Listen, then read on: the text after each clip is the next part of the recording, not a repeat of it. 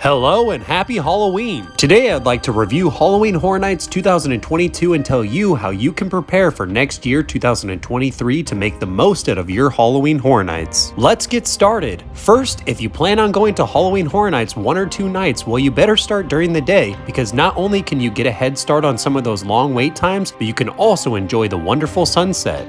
I just want to start off by saying how much I absolutely love the Pumpkin Lord this year at HHN, and I do believe he might return next year as an icon in 2023 with his own house, possibly called Wicked Growth Revenge of the Pumpkin Lord. I believe that this year was a test to see how popular the Pumpkin Lord would be as an icon. I am the Pumpkin Lord! And he was extremely popular, so maybe he'll be an icon. Let me know what you think in the comments down below. Okay, so now let's talk about scare zones. Sometimes Halloween Horror Nights does have long lines, and a way to avoid these long lines is by just walking through the scare zones and enjoying them. They have so many wonderful details, the scare actors do a great job, and the theming is absolutely out of this world. I know that these scare zones can get a bit old if you've done them over and over again, but I highly recommend just hanging out and seeing if you can find something new in these scare zones. For instance, the entranceway scare zone, The Horrors of Halloween, has added so many stilt characters throughout the year. This really brings a great touch to this scare zone that most people have done so many times throughout the year. It's details like this that most people miss.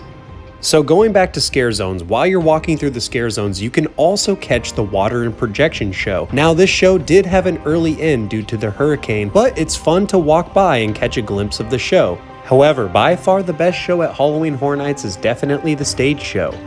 Halloween Nightmare Fuel Wildfire. This show involves dancing, magic, and pyrotechnics. If you're a fan of those things, you'll definitely love this show. If you're only going to Halloween Horror Nights 1 or 2 nights, you definitely have to check out the Tribute Store. Between the incredible theming, the wonderful merchandise, and all the delicious sweets, you have to check out the Tribute Store. As I mentioned, Universal has great sweet options if you have a sweet tooth. These treats are delicious and they have so many different varieties. Universal Orlando does a great job with their sweets and foods, such as the Reuben fries. This is similar to the pizza fries, and I would highly recommend checking it out. Instead of pepperonis, pizza sauce, and cheese, you get roast beef, delicious dressing, and cheese on top of some fries. It is scrumptious. I would highly recommend it. But one thing you have to remember about food at Halloween Horror Nights is sometimes looks can be deceiving. This is a pizza skull. It was delicious, but it doesn't look that way. Another wonderful way to pass time at Halloween Horror Nights when lines are long is by doing the scarecrow stalk. This is like an Easter egg hunt for spooky Halloween scarecrows, and each scarecrow has a different theming. There are maps available if you'd like to see all the locations, but a fair warning, some of the locations are at Islands of Adventure,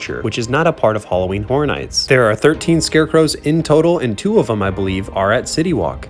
Another great way to spend time at Halloween Horror Nights when lines are long is by getting a cheeky pint at Diagon Alley, if you're of age, of course. Food and drink lines can get pretty long at Halloween Horror Nights, so if you come to Diagon Alley, it's a great way to escape the crowds. Now, I noticed that they brought back the projections that they project on the side of the studios while you're waiting in line for the houses, but I would like to talk about my favorite house this year, which is Dead Man's Pier Winter's Wake. From the first time that I read the name of the house, for some reason I had a weird feeling that this was going to be my favorite house, and I was correct. The scenery, the sets, everything is fantastic. It really feels like you're in the old Scooby-Doo show, and it also feels like you're right next to the ocean, which is crazy that they can actually make you feel that effect. Overall, I give it a 9 out of 10, and I think others agree with me. And my second favorite house has to be Legends Collide, the Universal Monsters house. This house is way better than any Monsters house they've done in the past. With the sets, the ambiance, the storytelling, everything was awesome. It was so close to being #1, but it didn't quite make it. Overall, Halloween Horror Nights is not about the houses. It's not about how many houses you do or which houses you do. Halloween Horror Nights is about coming together with friends and having fun. Even if you're by yourself, just have a good time. As long as you're having a good time, that's all that matters. Just listen to what my friends have to say about why they love Halloween Horror Nights.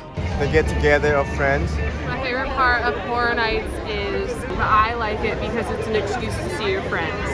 So there you have it, folks. It's not about the houses and it's not about the scare zones. It's just about having fun. And raise your lacto coolers high for a cheers to 2022 Halloween Horror Nights. And cheers for next year, 2023. And as always, thank you so much for watching today's video. I hope you enjoyed the video. I absolutely love making these Halloween Horror Nights videos for you. And if it wasn't for you, I would not be making videos today. So thank you so much. And let me know in the comments down below what you would like to see next year. And if you haven't already, maybe give this video a like and subscribe down below. Have a wonderful day. Peace.